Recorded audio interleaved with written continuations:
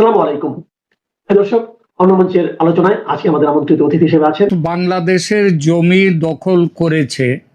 গত কয়েক সপ্তাহে বাংলাদেশের সংবাদ মাধ্যম, সামাজিক যোগাযোগ মাধ্যম এবং রাজনৈতিক আলোচনায় এই অভিযোগটি ব্যাপকভাবে আলোচিত হচ্ছে। এমনকি ৮ থেকে ১১ই জুন নয়াদিল্লিতে বিএসএফ এবং বিজিবির মহাপরিচালকদের যে বৈঠক হয়েছে ৪ দিনের, সেই বৈঠকেও এই বিষয়টি আলোচিত হয়েছে, এই প্রসঙ্গ উঠেছে। আমি গতকাল এই ৪ দিনের বৈঠকের কি আলোচনা হয়েছে, সেখানে জয়েন্ট ডিক্লারেশন কিছুই বেরোয়নি, কিন্তু তা সত্ত্বেও সেখানকার একটা রিপোর্ট আপনাদের দিয়েছি গতকাল একটি এপিসোড করে, এবং সেই এপিসোডে এটাও বলেছি যে এই বৈঠকে আসলে কিছুই প্রাপ্তি হয়নি। মানে যে বিষয়গুলি নিয়ে মূল আলোচনা, পুশ ইন বা পুশ ব্যাক একটি, দ্বিতীয়টি হচ্ছে বর্ডার ফেন্সিং এবং তৃতীয়টি হচ্ছে বর্ডার কিলিং।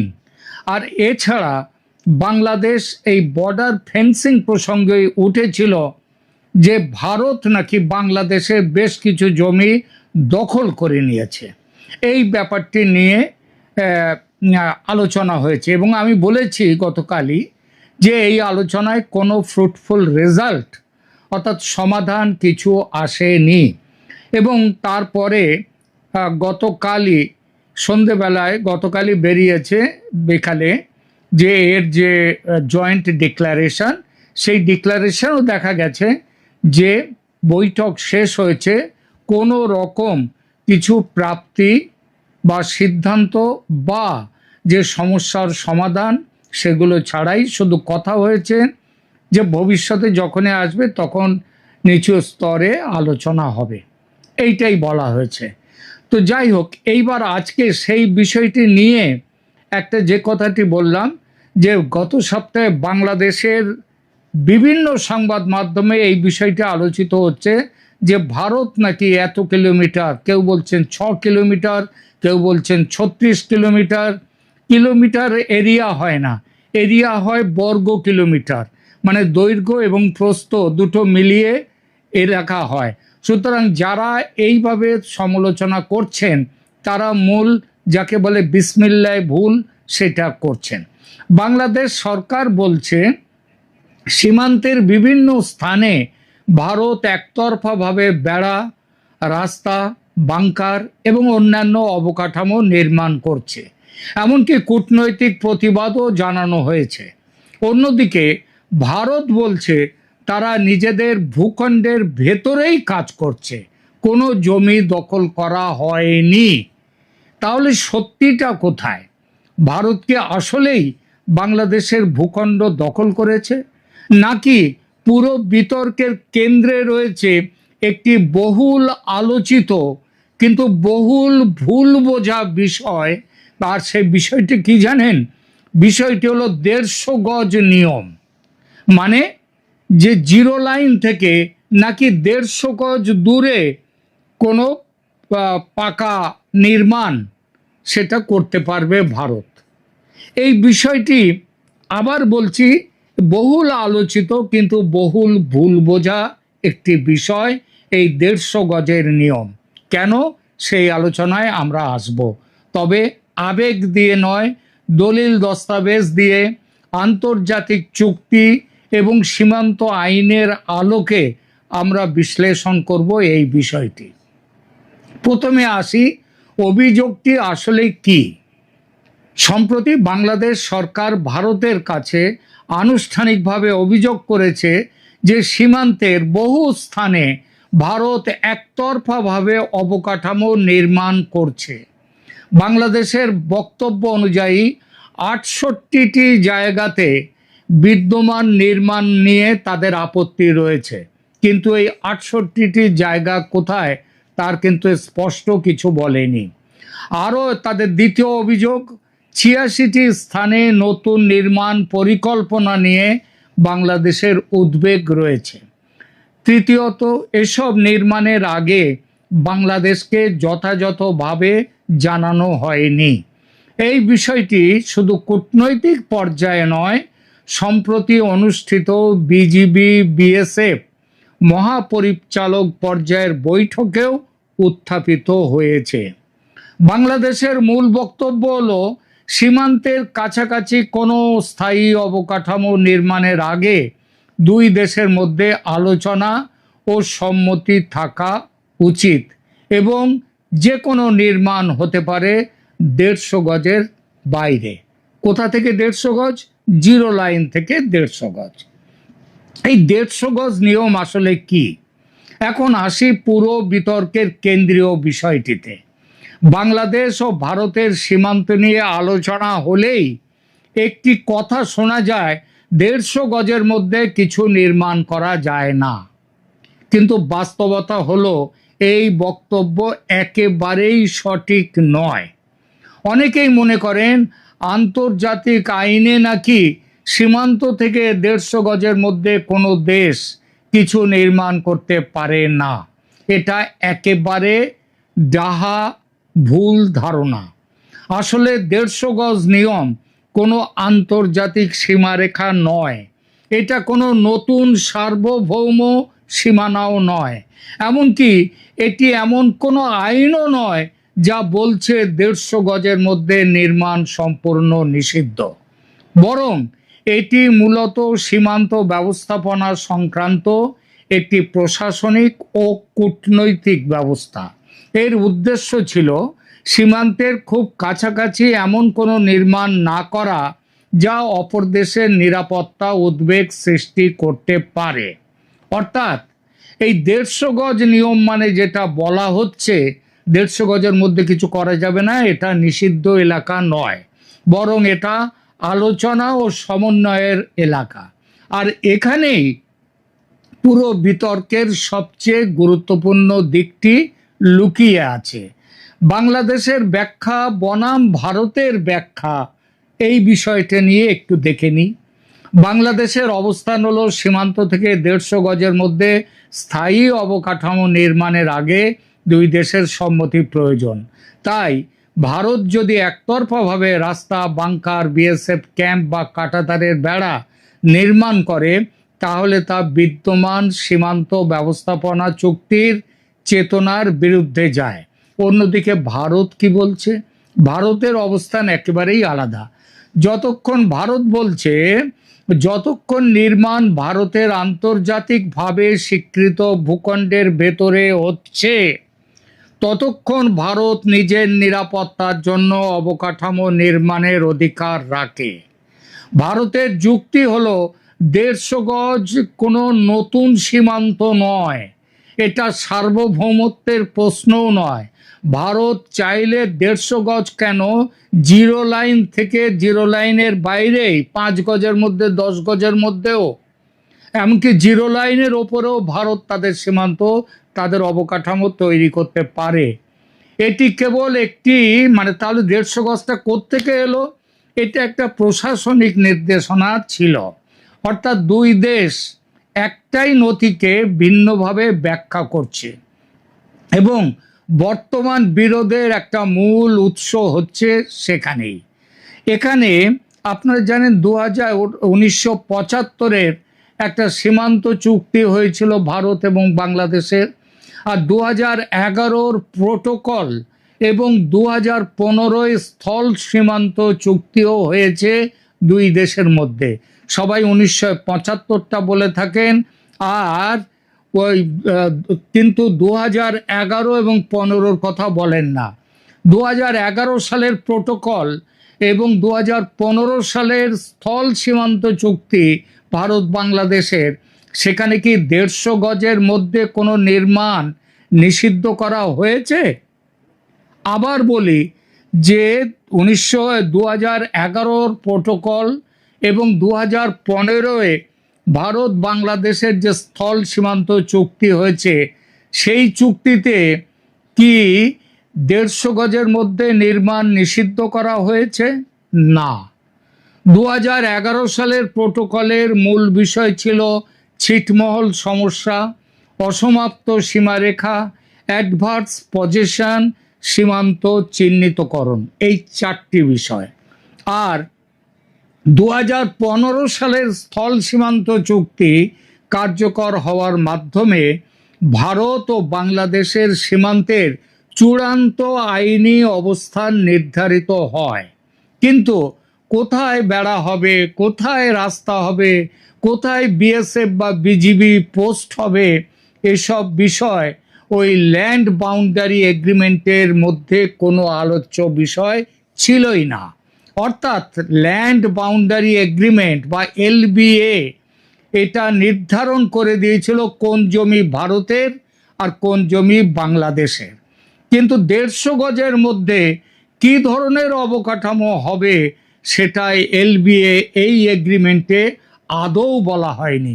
এটা অত্যন্ত গুরুত্বপূর্ণ একটি বিষয় যা জন আলোচনায় প্রায়ই ওঠেই না।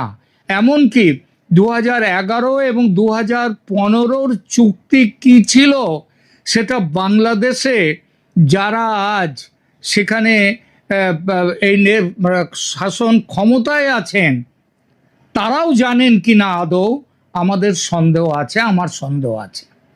তাহলে এই পরিস্থিতিতে বাংলাদেশের বেশ কিছু জমি ভারত দখল করে নিয়েছে, এই অভিযোগ কতটা শক্তিশালী?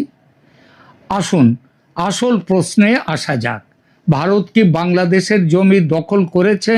এই প্রশ্নের উত্তর দিতে হলে দুটো বিষয় দেখতে হবে।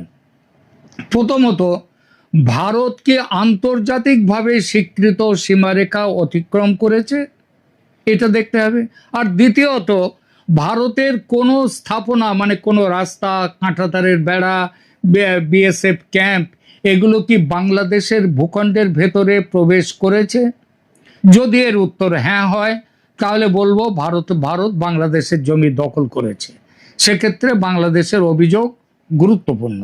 কিন্তু যদি ভারত তার নিজের স্বীকৃত ভূখণ্ডের ভেতরে নির্মাণ করে থাকে তাহলে বিষয়টি জমি দখল নয়, এটি সীমান্ত ব্যবস্থাপনা নিয়ে দুজনের মধ্যে প্রশাসনিক বোঝাপড়ার কেবল বিরোধ, কিন্তু কোনো চুক্তি ভঙ্গ নয়। আর ভারত যদি বাংলাদেশের জমি দখল করতে চাইতো তাহলে 1971-এই করে ফেলতে পারত। কারণ পাকিস্তানি সেনা তারা কাদের কাছে আত্মসমর্পণ করেছিল? কাদের কাছে?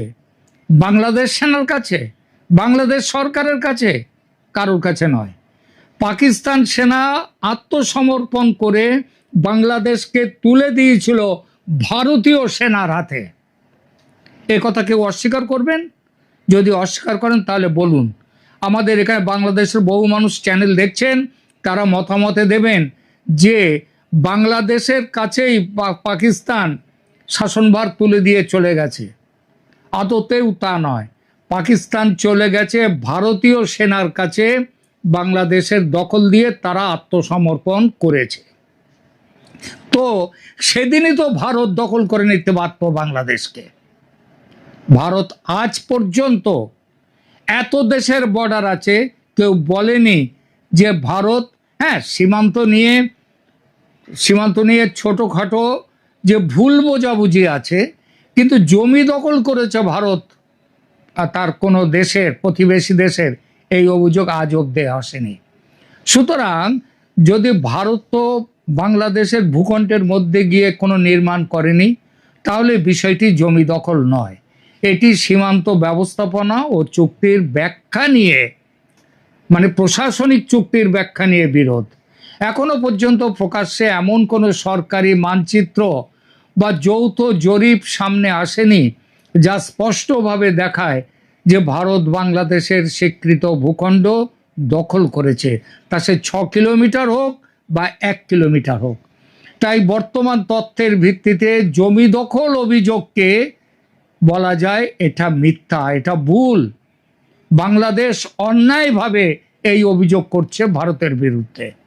সব শেষে বলা যায় বর্তমান ভারত বাংলাদেশ সীমান্ত বিতর্কের কেন্দ্রে রয়েছে 150 গজ নিয়মের ব্যাখ্যা, এছাড়া আর কিচ্ছু নয়। বাংলাদেশ মনে করছে এটি এমন একটি ব্যবস্থা যার মাধ্যমে সীমান্তের কাছাকাছি নির্মাণের আগে দুই দেশের সম্মতি নিশ্চিত হওয়া উচিত। আর ভারত মনে করছে এটা কোনো বাধ্যতামূলক নিষেধাজ্ঞা নয়, এটা কোনো চুক্তিতে এ ধরনের কথা লেখা হয়নি। এবং সর্বশেষ চুক্তি 2011 প্রোটোকল এবং 2015 ল্যান্ড বাউন্ডারি এগ্রিমেন্টের মধ্যে এই বিষয় নিয়ে একটি কথাও বলা হয়নি। 1975-এও এই ধরনের কোনো কথা বলা হয়নি। কারণটা কি আছে? এটা সম্ভব নয়। বহু জায়গায় নদী আছে, জলা জায়গা আছে ইত্যাদি নানা যে অসুবিধার কারণে একেবারে জিরো লাইন থেকে 150 গজ দূরে গিয়ে করতে হবে এমন কোনো কথা নয়। ওই 150 গজটাও ভারতের জমি। যে জিরো লাইন থেকে 150 গজ ভেতরে যেখানটায় চলে যাওয়ার কথা বলছে সেটা ভারতের জমি। ভারত তার নিজের জমিতে করবে। আর পৃথিবীর কোনো দেশে এই রকম কোনো নিয়ম নেই যে 100 গজ, 150 গজ, 200 গজ জিরো লাইন থেকে সরে গিয়ে তারপরে সেখানে তারা সেই দেশ তাদের স্থাপনা করতে পারবে। এরকম নিয়ম কোনো জায়গাতে নেই। সুতরাং এই 150 গজ নিয়ম মানে নির্মাণ সম্পূর্ণ নিষিদ্ধ, এর ধারণা ভুল। এবং 150 গজের মধ্যে কোনো নির্মাণ হলেই সেটি জমি দখল হয়ে যায়, এ কথাও আইনি দৃষ্টিকোণ কোনো সভ্য চিন্তার মধ্যে এটা আসে না। চূড়ান্ত প্রশ্ন একটাই, চূড়ান্ত ব্যাপার যেটা, সেটা হচ্ছে ভারত আন্তর্জাতিকভাবে স্বীকৃত সীমারেখা অতিক্রম করেছে কি না। মানে জিরো লাইন পেরিয়ে বাংলাদেশের মধ্যে গিয়ে কোথাও দখল নিয়েছে কি না। যদি করে থাকে তাহলে দখল নিয়েছে, কিন্তু করেনি। একটা উদাহরণ বাংলাদেশ যদি দিতে পারে তাহলে ভারত মানবে তারা জমি লঙ্ঘন, তারা দখল করেছে বাংলাদেশ। আর যদি না করে থাকে তাহলে বাংলাদেশের এই প্রসঙ্গ নিয়ে একটি কথা বলা উচিত নয়, বরং শুধু ঝগড়া বাঁধাবার জন্যে ঝগড়া বাঁধানো, এই জিনিসটা কিন্তু বাংলাদেশ করে যাচ্ছে। যে 150 গজের দূরে গিয়ে নির্মাণ করতে হবে, কাঁটাতারের বেড়া, 80 কিলোমিটার কাঁটাতারের বেড়া রাতারাতি কেটে নিয়ে গেল। আবার বলছি, ভারত এই যে মিটিং হয়ে গেল 8 থেকে 11 এই 4 দিন দিল্লিতে বিএসএফ বিজিবির মহাপরিচালকদের মধ্যে, সেখানে ভারত পরিষ্কার বলে দিয়েছে ভবিষ্যতে যদি এই রকমভাবে কাঁটাতার কেটে নেওয়ার কোনো ঘটনা চেষ্টা করে ভারত কিন্তু চরম ব্যবস্থা নেবে। রক্তগঙ্গা বয়ে যদি যায় সেটাতেও অবাক হওয়ার কিছু থাকবে না। আর যারা বলছে সীমান্তে ওই বর্ডার কিলিং, সেটা তো আমি গতকালকের ভিডিওতেও বলেছি। সালাউদ্দিন আহমেদ বলেছেন ভারত তার নিজের জমিতে, তার স্বীকৃত জায়গাতে, সেখানে যদি তাদের আইন অনুযায়ী ট্রেসপাসিং, অবৈধ অনুপ্রবেশ, চোরাকারবারি, তাদের বিরুদ্ধে ব্যবস্থা নিতে গিয়ে তাদের আইন অনুযায়ী যদি গুলি করেও মারে কাউকে, সেটাও ভারত তার নিজের আইনে রয়েছে, সেখানে মানবাধিকার লঙ্ঘনের ব্যাপার নেই। আর একটা প্রশ্ন বাংলাদেশের মানুষকে করতে পারি, সেটা হচ্ছে, আচ্ছা বলুন তো, সীমান্ত বর্ডার কিলিংয়ে শুধু বাংলাদেশিরা মরে কেন? কারণ তারাই পেরিয়ে ভারতে আসতে চায়।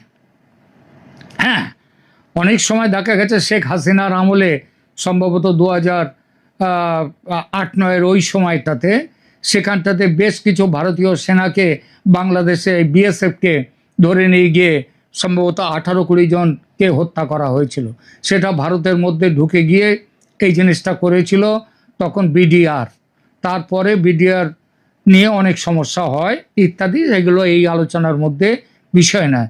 শুধু প্রশ্ন হলো, বাংলাদেশ যদি মনে করে ভারতের সাথে ঝগড়া বাঁধিয়ে সে বেঁচে থাকবে, ভালোভাবে বাঁচবে, খুব ভুল ধারণা।